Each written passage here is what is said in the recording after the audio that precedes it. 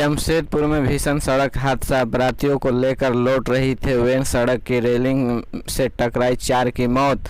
जमशेदपुर के पास चांडिल थाना क्षेत्र में NH 33 पर गुरुवार का सुबह एक पिकअप वैन के दुर्घटनाग्रस्त होने से 4 लोगों की मौत हो गई, जबकि आधा दर्जन से ज़्यादा लोग घायल हो गए। बताया गया कि पिकअप वैन पर सवार 1 दर्जन से ज़्यादा लोग एक वैवाहिक समारोह से लौट रहे थे। चिलगू गांव के पास चालक ने नियंत्रण खो दिया और पिकअप वैन सड़क के किनारे पुलिस की रेलिंग से जा टकराई। हादसे में 3 लोगों के मौके पर ही दम तोड़ दिया, जबकि एक व्यक्ति की मौत जमशेदपुर स्थित MGM अस्पताल में इलाज के दौरान हुई। गुमला में 2 दिन से लापता युवक का शव बरामद, पत्थर से कुचकर की गई हत्या।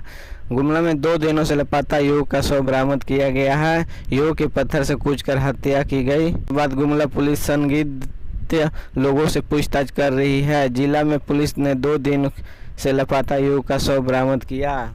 ग्रामीण के सूचना पर गुमला पुलिस ने बरिसा टोंगरी से शव को बरामद किया है। सूचना मिलने पर मौके पर पहुंचे परिजनों ने शव के पहचान प्रकाश उरांव के रूप में की। 30 वर्षीय का युवक प्रकाश उरांव की पत्थर से कूचकर हत्या की गई। गुमला पुलिस पूरे मामले की जांच पड़ताल कर रही है।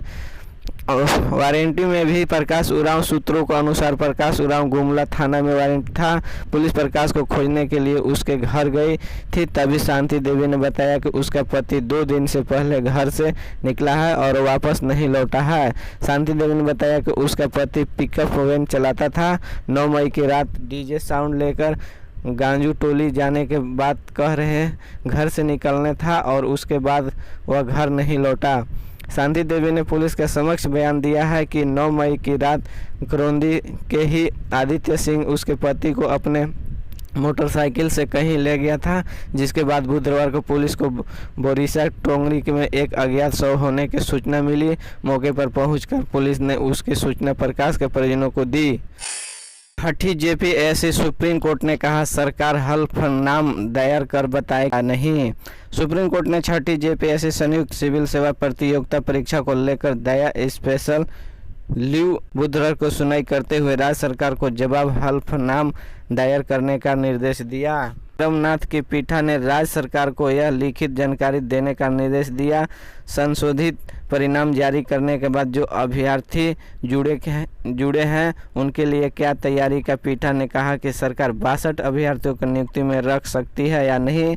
सरकार मौखिक नहीं बल्कि लिखित में बताया कि विभागों में रिक्त, क्योंकि प्राथमिकों को सूचना के अधिकार के तहत मिली जानकारी ने बताया कि विभिन्न विभागों में कई सारे पद खाली हैं। राज्य सरकार को हल्फनामा दायर करने के लिए 2 सप्ताह का समय प्रदान किया है।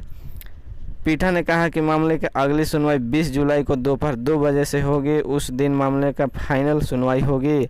इससे पूर्व राज्य सरकार ने की ओर से खंडपीठ को बताया गया कि कर्मियों का विभाग से जानकारी दी गई है कि 62 अभ्यर्थियों को समायोजित नहीं किया जा सकता है। रांची के पल्स अस्पताल ने आखिर कैसे बढ़ा दिया झारखंड की आयुष अधिकारी पूजा सिंघल का प्लस रेट। झारखंड की राजधानी रांची के बरियातू स्थित प्लस हॉस्पिटल ने ISS अधिकारी पूजा सिंघल का प्लस रेट बढ़ा दिया है। ED द्वारा गिरफ्तारी के बाद पूजा सिंघल का प्लस और BP दोनों बिगड़ गया है। पूजा सिंघल ने अपनी हॉस्पिटल का निर्माण वर्ष 2019 में किया था। इसका संचालन वर्ष 2020 में शुरू हुआ। जिस भूमि पर अस्पताल का निर्माण किया गया है वह भी भूई हरी प्रगति का जमीन है। बाद में उसी जमीन पर नगर निगम की ओर से भवन का नक्शा भी पास हो गया है और उससे पर बैंक ने 23 करोड़ रुपए लोन भी दे दिया है। भूई हरी जमीन पर प्लस हॉस्पिटल का निर्माण की पुष्टि रांची के SCCO की जांच में हुई थी। इसके बाद मोटेशन के लिए आवेदन दिया गया था लेकिन तत्कालीन बड़गाई रिजेक्ट कर दिया था। रिजेक्ट करने के आधार भूमि से खतियानी भूई हरी बताया गया था कि इसके बाद से अभी तक जमीन का मोटेशन नहीं हुआ है। के मामले में झारखंड का देश में 4था स्थान, सर्वाधिक पत्थलगड़ी के संबंधित। सुप्रीम कोर्ट ने देश में राजद्रोह कानून को इस्तेमाल पर रोकें लगा दी है। झारखंड में राजद्रोह के संबंधित 40 से अधिक मामले विभिन्न थानों में दर्ज है। इनमें से सार्वजनिक मामले में पत्थलगाड़ी के संबंधित है, जिन्हें झारखंड में हेमंत सरकार को वापस लेने का फैसला किया था। धीरे धीरे उन्हें वापस लिया भी जा रहा है। राज्य में पत्थलगाड़ी से संबंधित कुल 30 मामले दर्ज है, जिनमें खूंटी के 23, सरायकेला खरसावां में 5 और पश्चिम सिंहभूम में 2 शामिल हैं। कुछ दिन पहले ही पश्चिम सिंहभूम जिले में कुछ लोगों द्वारा गलत तरीके से कोल्हान अलग देश की घोषणा करने का मामला सामने आया था। इस मामले में भी पुलिस के राजद्रोह की धाराओं को प्राथमिक दर्ज की थी। मामले अभी अनुसंधान के अधीन है।